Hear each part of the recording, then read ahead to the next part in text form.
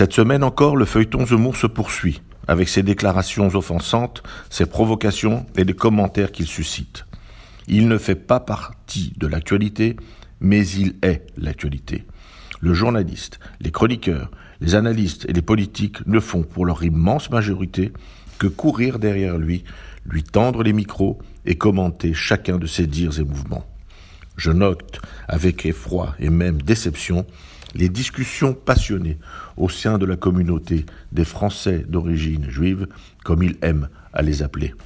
À ce jour, le candidat non encore déclaré, flatteur de la droite extrême, héritier de Maurras et de Jean-Marie Le Pen, aura certes poussé au débat sur les carences et abandons dont souffre notre République, mais son constat froid, sans solution et ses provocations insupportables laisseront des traces et des cicatrices dans notre société française et même, malheureusement, au sein des familles et des groupes qui se pensaient amis.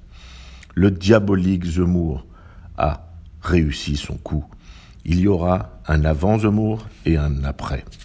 Il faut espérer que ceux qui aspirent à diriger la France se remettent en question et comprennent enfin qu'il faut agir.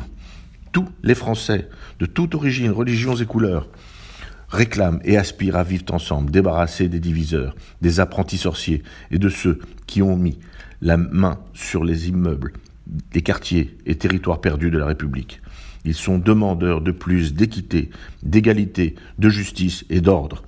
Zemmour est un pyromane dangereux qui surfe sur les peurs, insulte la mémoire des victimes de la Shoah et de la France de Pétain. Il insulte la mémoire des enfants Sandler. Il marque son dédain envers la souffrance de leur grand-père. Il réécrit l'histoire et va même jusqu'à remettre en cause l'innocence de Dreyfus. Cela, nous ne pouvons le tolérer. Il cherche, comme tous les populistes, à flatter les mauvais penchants d'une frange de la population française qui, se sentant abandonnée, cherche des boucs émissaires. Il sera jamais la solution. Il est grand temps que les partis républicains fréquentables se réveillent et agissent, car le danger est bien là. À la semaine prochaine. Bien.